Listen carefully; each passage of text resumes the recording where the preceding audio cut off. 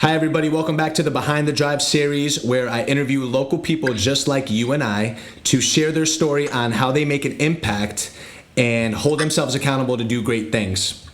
Today, I have the pleasure of talking to Eileen Stewart, who I met about a year ago, who is an active high school social studies teacher here in Connecticut. She's also a trainer at F45 in Westport. She does tutoring. She's a grad student.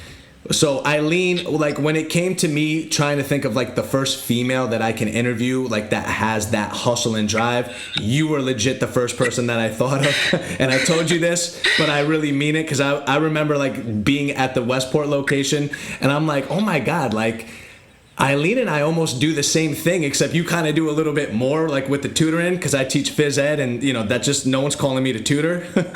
So you were definitely one of the first people where I was like, I have to talk to Eileen, and other people have to hear your story, because I need to figure out how you balance everything that you do. Straight up. Coming from you, that is a compliment, because I kind of had the same thought when I met you. I was like, wow, he's got the DJing, he's got the obviously teaching. We always like refer back to teaching as like the last thing we do, right? As well as the training, as well as, all those other things. And you were going to school as well, and just kind of, I was like, wow, we've got a similar number of side things going on, maybe not side hustles, but a lot of different, activities, as I like to call them. For sure. So, Eileen, tell me what compelled you into the field of education on your career journey? What led you into saying, I want to be a teacher? I think, I don't even really know. I know a lot of teachers say that they were born and they just had this drive to teach. I think I kind of figured that out more in high school. I had some really great teachers. I had some mediocre teachers, I guess, but I just really kind of saw people teaching well, and I was like, oh, that looks like a really rewarding job. That looks like a creative job. It looks like a job that, keeps me on my toes. And I just like the idea of planning something out and seeing somebody learn and really kind of get that understanding. So I will say, I think my discipline, I fell in love with social studies and history, and I specifically wanted to teach psychology from even when I was in high school. So that's actually my main focus even now. So I applied to UConn. And I'm from Connecticut, so it made a lot of sense also to go to UConn and do the 5-year program. For sure. And I always had it in the back of my mind that I would be maybe a psych teacher if that's the field that I went into. And I pursued a minor when I was at UConn, so that was my first job out of school. Was they were looking for a social studies teacher, but who had a strong psychology background. And I think that also was helpful, because a lot of social studies teachers focus on history, whereas that psych minor, I would like to think, kind of set me apart and helps me get my first and still job. I've been in the same position, what is this? I guess my 7th year. So wow. That's awesome. I'm actually in my 7th year too, so we have that in common. Did you always want to teach at the high school level, or were you just kind of like up in the air, whatever came you would take? The certification that I was pursuing, I always knew it would be either middle school or high school, but I really kind of liked the high school a little bit more, just because I felt like the topics that you cover in high school, to me, were at least a little bit more interesting. They don't have psychology at the middle school level, and I liked being able to really dive in with students and explore different topics. So I think that's kind of what drove me to high school. And even now I mostly teach juniors and seniors. And that's awesome. Kind of mostly my demographic for these past 7 years.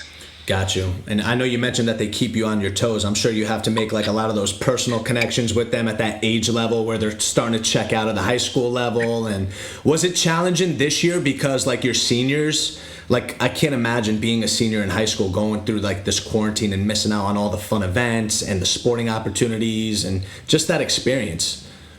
Oh yeah, my heart in a lot of ways, it's breaking for them. I think I'm so proud at how tough they've been, but I think when I think back to March, I think my school made the call on a Thursday night, and I remember thinking to myself, like, 2 weeks. All right, we'll be back in 2 weeks. I handed out packets. I was like, just bring these back when you're done working through them. We can get through these 2 weeks. And it just really didn't cross my mind that I would not be with them again. And I think that's kind of the thing that they're struggling with is this, like, they're just not together to finish out the 4 years.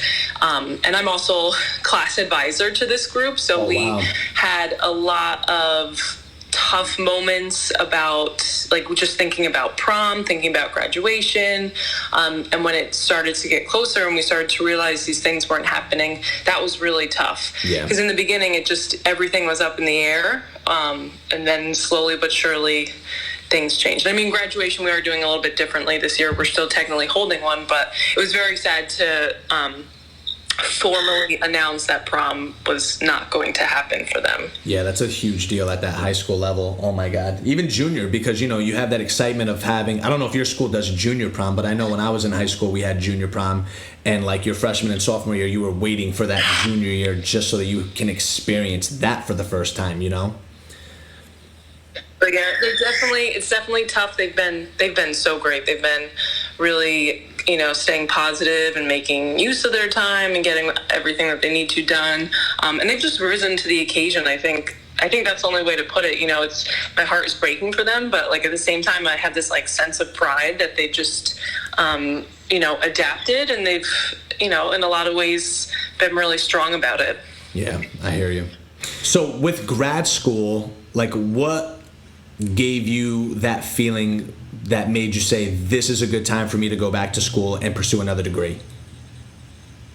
I really don't know. I think last year, it was spring, and I just kind of always thought that maybe I would go back and pursue an administrative degree, and I'm really not sure what's ahead of me, but I thought that this might be a good time to do it. And I know it sounds like I have, a lot of other jobs or things that I'm doing, but I just kind of felt like, I don't have a family, and I always wanted to make sure that I was going to school at a time when I'd be missing out on anything like that. So I just thought this, getting it earlier in my career and then kind of figuring it out later rather than, wishing I had got it earlier. That was kind of my thinking. I was like, okay, I always planned to go back.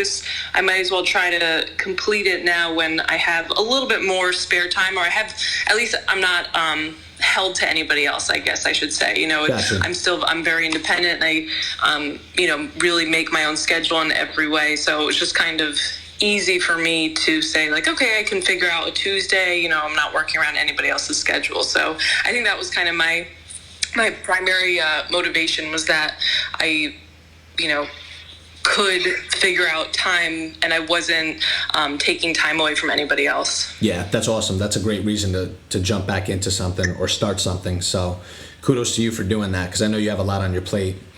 How long have you been a fitness trainer? I think I got my group fitness certification 3 years ago, maybe 4 years. I think it was like a random Christmas, and I just it was something again that I always thought that maybe I'd get in the back of my mind. And then it was like a random Christmas, and I just remember I was obviously on school break, and I was like, all right, I'm going to purchase, the prep set and the test. And I think I got it done maybe by like March of that year. And then I pursued a couple different other avenues for fitness training and for group training. And then when F45 opened up, I actually reached out to Brian, or I expressed interest maybe on social media. And I reached out to F45 Westport, and I had asked just about membership. And then, I talked to the owner, I talked to Brian, and he responded. And I also was like, are you hiring? And I think was on the end of the hiring process. I think he had already had like a set number of trainers. And I think he just kind of was like, okay. And he took a chance. And I went down maybe the next day. And I kind of got hired on the spot. That's awesome. It was really like, I was like, oh, this is great. It's very close. And I just loved the idea of the workouts. We did a workout class together, maybe that following week. we went to a different studio, so I could really kind of see a little bit more of what the gym was like. I had obviously done group fitness classes for, at least since college. I remember that's kind of how I got into them.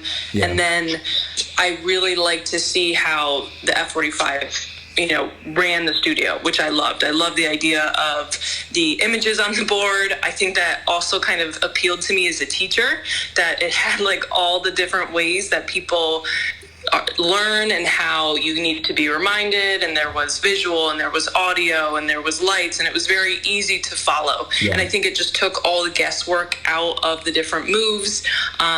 I just love the idea that, you could watch somebody do the demonstration and then they were coming around to help you, but you also had something up to remind you what you were doing up on the screen. And I really liked that. And I think that made working out easy. And I think that's kind of what pushed me towards it. I think some group fitness classes are so great, but if it's your first time, they can be a little tricky to follow, or they could be, a little scary in the beginning. So I think this just made it so easy for somebody who was incredibly fit, incredibly coordinated, to walk in and do a great workout. But it's also very easy for somebody who's maybe not in the best shape, or maybe who's a little bit older, maybe who has not done a group fitness class, to also walk in and still feel that same type of energy and excitement and like self-efficacy, that the idea that they can do it and they can be successful at it.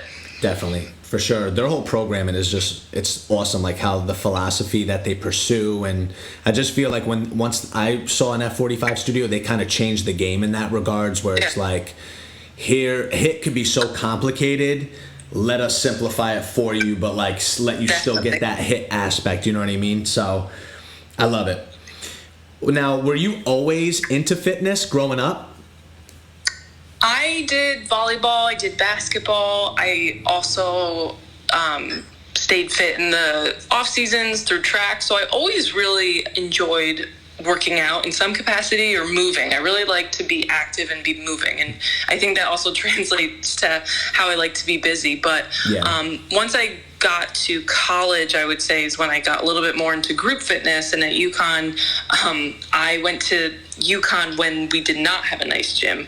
If for anybody who's been to UConn since, it's like a glorious gym now that the students can use, but I really wouldn't say that it was the best version when I was there. So I remember I really kind of got into the group fitness classes there, and I had a lot of friends that did it with me, and I just loved it. I did class during the day. I also had a part-time job, and then at night I would just go take a group fitness class, and it really was great. I just showed up. It was, you know what I mean? It wasn't like I was wandering around the gym late at night, or I was tired. I didn't have to think about getting a great workout after a long day, and I really kind of appreciated that and loved that at UConn. So then after, I just kind of continued, and I always like to switch things up and try new things and go to different gyms and different fitness classes. And I also like to try to incorporate running or yoga and different things like that. But I've always just enjoyed being active, I think.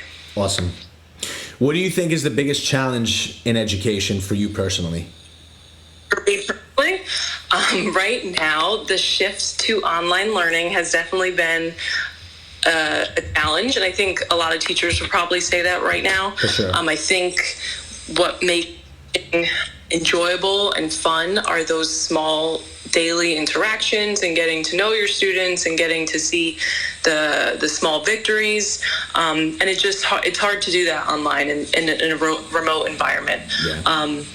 I think it's when you're in a class with, your 20 other students, you as a group form this bond and have this energy, and it just doesn't necessarily translate to any type of online app. And I think there's a lot of great ways you can still communicate with kids. For and sure. There's, I think a lot of teachers have risen to the challenge, but it's definitely been hard. And as a teacher, you probably relate to this too. You just kind of, you miss it. You miss the little things about being in school every day and seeing kids and even just passing kids in the hall. And it's definitely tough in that way, for sure. Yeah, we all keep talking already in my district, at least, about the fall and what to expect in the fall. I'm like, dude, we need to get through this year first. We still have a few weeks. So it's definitely a challenge. thinking about the fall, and even with this year, we left in March, and I knew all of my students, so I think that translated to how I approached online learning. Like, I knew which students to check in with more, I knew which students to email, but I think about the fall and getting a new set of students and how that would translate when you don't necessarily know them. And of course, I'm high school, and I have 120 something students. It would just be very challenging to start remotely, or to start not knowing the classroom energy. So I'm very apprehensive about this fall, definitely. Yeah. We'll let it come when it comes. We'll let the state have to decide what happens with that. Yeah, we got stuff this year first, definitely. So Eileen, I said it earlier, you do so much on a daily basis, on a weekly basis. How do you balance your work life from your home and personal life with everything that you do? I think that's something I'm still getting a little bit better at. Once actually this quarantine hit, and I slowed down in every aspect. Like, I wasn't driving to work, I wasn't working at the gym, I wasn't tutoring anymore. I was like, wow, I was never home. So once I was home all the time, I got a little restless at first, but then I really just said, like, oh, you might need to slow down a little bit once we get back into a normal schedule. I do take a lot of time for myself, and I love to travel, and I love to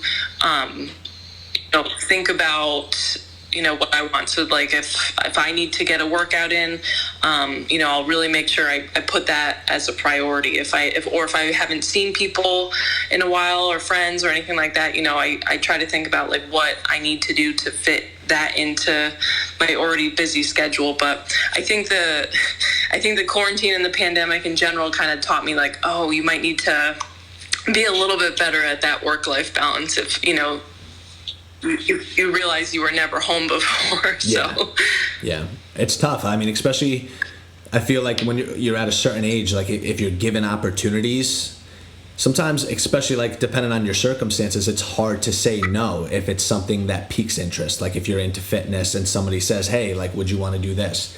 You're going to be thinking about those things, like, extra money leads to possibly more opportunities, more travel, things that I enjoy, or learning to do new things. So it's tough.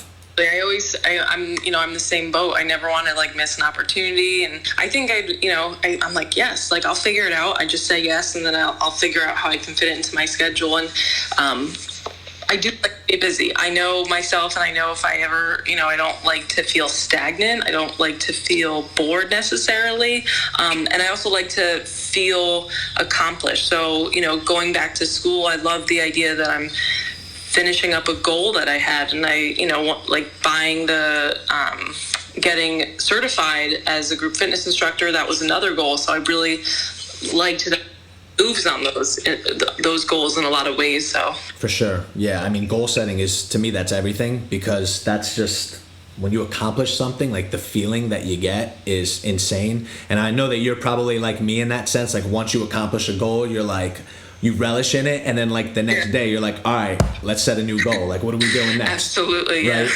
So, Eileen, considering everything that you do, where do you find inspiration to continue to do these things on a regular basis?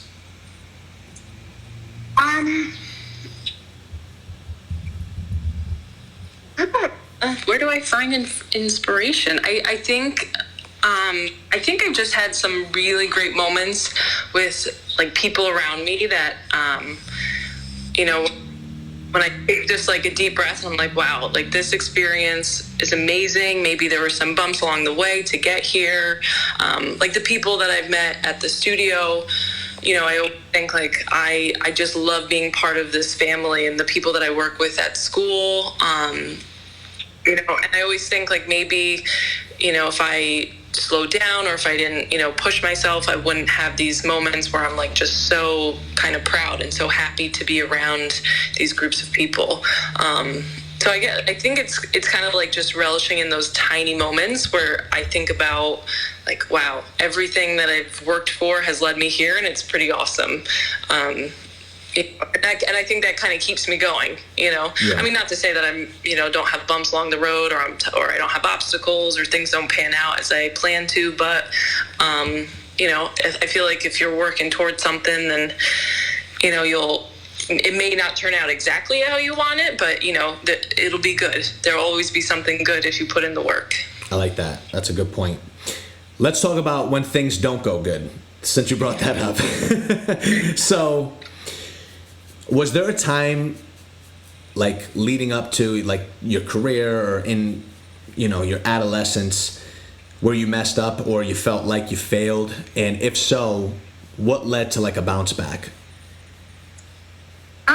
Yeah, there were definitely a couple times where, like, I didn't get what I really wanted, or it didn't really work out how I thought it would, especially pursuing other avenues within fitness. And I was actually just talking to somebody about this the other day. Like, I am so grateful that it didn't work out, even though at the time I couldn't see the good side, I couldn't see the positive. But now looking back at it, I'm like, yeah, that wasn't for me. It really didn't serve me. It really didn't add anything to my life, or it wouldn't have led me here. And I always kind of think about how there are going to be bumps, and it's not going to be fun, and you're not going to necessarily see the good. But especially with just kind of avenues, I think, within, like, more outside my teaching career, I think, like, pursuing just other jobs and other fitness avenues. But once it finally clicked, it was like, yes, you have to figure out that you can't really settle on the other things in a lot of ways, you know what I mean? So at the time you think it's disappointing, and you're, hurt, and you're kind of sad, and you're maybe frustrated with yourself. But I think in the long run, and it's unfortunate that has to be the long run, and you have to wait years to see how good it's going to be. But I think it all kind of works out in the end. Yeah, it's a process, and you have to just kind of embrace it and go with it and learn from it. I feel like we going through everything that we go through, I feel like I learn stuff on a weekly basis. I make mistakes often, and I think reaction to mistakes is how you can either determine if you're going to keep moving forward or if you're going to stop there and let it take over. You know what I mean? Now, let's say that we're talking to a student, right? Somebody that might be a high school student, or maybe a past student that you've had. What are your thoughts about taking risks? Like, if somebody had, like, something that they really wanted to do, but it would be a risk for them to take, like, what kind of advice would you give somebody that's looking to take a risk right now? I would say go for it. I mean, you will always regret not doing it. I mean, obviously think it through. It just depends on the risk, let's be honest. Yeah. But for a lot of things, like, you have to, think about yourself like 10 years from now, and how are you going to make yourself really proud? I say that all the time. I'm like, think of yourself in 10 years.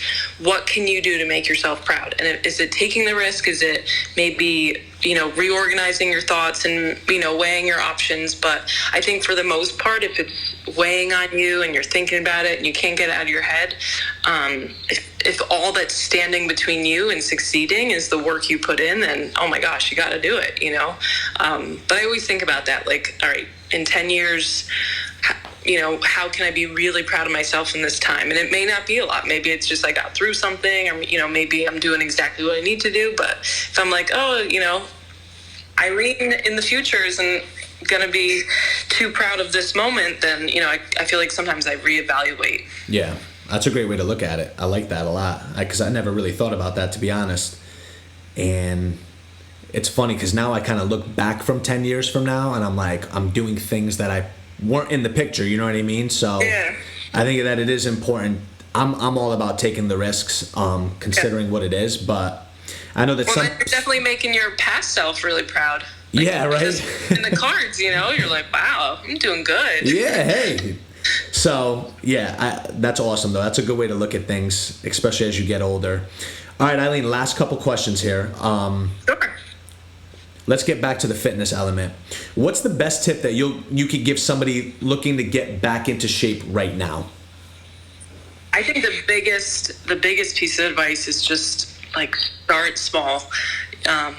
You know, I would love to say like really start with big expectations and big goals, but a little movement is better than no movement, and a little movement could lead to something bigger the next day. So if you start small and you kind of celebrate those small wins, I think that's the best way to just get going. You know, obviously Rome wasn't built in a day. You're not going to get, you know, your fitness level back in a week.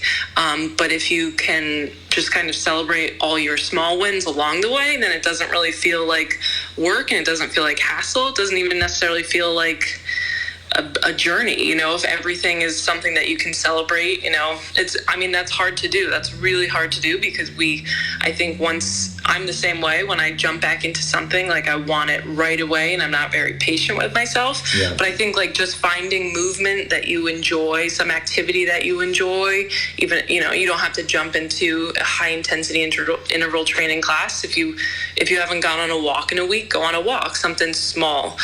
But you know, really thinking about, you know, how will I feel good after this? You know, it doesn't have to be maybe what you expect or want for yourself, but I think just starting small and being patient with yourself is kind of key. Yeah. I mean, that's, I think, the formula for anything long-term and anything that's attainable long-term. Yeah, that's awesome.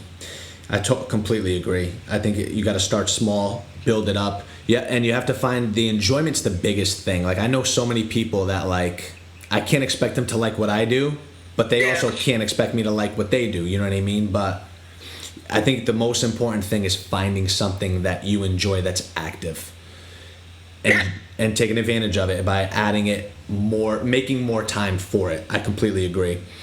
I think the pandemic in general, I think a lot of people were like, oh, I can't go to a gym, so I have to work out at home. And I think a lot of people actually realized they prefer that in some ways. So maybe it doesn't look like the fitness that you always imagined, or the movement or the activity that you always imagined. Sure. But, you know, if it's a bike ride with your family, like that's great. You know, that if it's a walk, if it's a class and you only do half the class, or you modify half the moves, like that's still better than, and you will feel better after that. Obviously, jumping right into something too intensely, you're going to maybe hurt yourself, and you're not really going to get the long-term growth that you want to see. So I think that's kind of key. 100%. That thing that you enjoy and that you'll stick around with. Completely agree. What's one of your favorite exercises? Favorite? I've really been missing like a really heavy deadlift lately. Okay. Just because I don't have any. I have weight, but just not enough to be like a truly heavy deadlift. I've been missing that really good, that tension. I love anything with weights, and I really like to generate power. So probably like cleans, or push presses, and just anything like moving weights that feels like cardio at the same time. Yeah. Those are probably some of my favorite exercises. Just combine weight, but getting that. What would you say is some of your least favorite exercises? Depending on the day. So sometimes I love running and sometimes I hate running. I trained for the marathon last year, and I had some great training runs and I had some terrible training runs. Yeah. But I think, I wouldn't say running's not necessarily an exercise, but it is, a form of exercise. So, on those days when running just feels tough and heavy, and then like the next time you run, somehow you feel light as a feather. Like I love just how it switches up. But, a tough run when your legs feel like they're just heavy and your body's not in sync, that can be some of like the hardest training that I've done. Can you just like quickly, you don't have to get too deep into it, but because I know it was a whole process for you to go through it, can you just share like what your experience was like when you ran the marathon? It was the New York Marathon, right? Yeah, it was the New York Marathon. So I had gotten in the year before and I deferred because I was actually busy that weekend. I had a wedding, and I that's what you're asking about, the actual marathon? Yes. The New York City Marathon is just like this event that you feel like is building up for months and months and months. And even like the 2 weeks before, when you're on like the shorter runs, you're just kind of like, this anticipation is growing. The morning of, you take a ferry to a bus, and then you have to walk to this other area. So like the entire time, it's building. This anticipation is building. Sure. And then when you get started and you go over the bridge from Staten Island over to Brooklyn, you feel light as a feather. It is insane. It was amazing. And I am a runner who needs music normally. But that day I ran, I think the first like 8 or 9 miles without music, because I was just in the moment, and I loved hearing people cheer, and people had just lined the streets, and I was like, I can't miss this. I don't need to hear any music. And it wasn't until we were kind of in a section that didn't have any people that I put some music in. I think I only put one earbud in, but the energy just kind of carried me. It was truly amazing. I will say by the end, that energy had dwindled for sure. It was the last couple miles were definitely tough, but finishing it, I'm pretty sure I cried. And when I say pretty sure, I'm sure I absolutely cried. That's an amazing it was my first marathon. I was doing one of my best friends was doing it. My entire family was there cheering me on. They had actual tickets at the end by the finish line, and it was really kind of one of those like, wow, this is happening, and all the people I love are here to share it with me. So it was just really, it was amazing. And I'm signed up to do this Chicago marathon in October, and I'm already like, oh man, it is not going to compare to my first one to New York City. It'll be really good, of course, but sure. I think I was like, wow, for this, my first marathon, or getting this done and checking this off my bucket list, it couldn't have been better, in my opinion. It was just amazing. Yeah, it's an amazing accomplishment. Congratulations again. We definitely had to share that during this episode. Last question, Eileen. What tips or advice would you give a listener right now on how to stay driven and stay in a positive mindset during the process? I think the biggest tip is just to be open to trying new things. I've always, I don't want to say I'm stuck in my ways, but I had like a certain way of organizing things. I had a certain schedule. And now with kind of the environment we're in, like everything's just been switched up. So I think I've even had to come across this a lot. Like I'm like, okay, what can I do that's a little bit better for me? Going on a midday walk and listening to a podcast, or I started journaling. I've always written to-do lists, but I even kind of changed how I did those. I would map out the hours and kind of fill it in that way. So I think I was like, the things that I did in my normal environment aren't working. How can I fix that? And then I think that's been very kind of helpful for me. I think adapt when we are just open to different things, and I think this situation calls for us to be a little flexible and easy and patient with ourselves. So trying new things and being like, oh, that doesn't really work for me, I think that's totally fine, but being open to it is at least gives you a door. Maybe you find something that works for you and really helps you. Maybe it was having a positive mindset, or just getting what you need to done during the day. Eileen, I can't thank you enough for being on the episode here, and all your advice is incredible. You do amazing things, so I hope that people that are listening to this episode can really pick up on a lot of your philosophies and just your mindset in general, because you've already accomplished a lot, and I know you still have a lot more to accomplish. So thank you for sharing your story with us. I really appreciate it. Thank you so much, Matt. This has been great. If you want to find Eileen, you can go check her out at F45 in Westport if you want to train with her. I'm hoping that the gyms are going to be opening soon, right? Yeah, we're hoping. We're waiting on a lot of guidelines from a lot of people above us, but we're waiting to hear. Yeah, I hope to see you over there too. Hopefully I'll be back over there with you guys to have some fun on Saturdays. So. Absolutely. Can't wait. All right, Eileen, I appreciate it. Thank you so much. Thank you, Matt.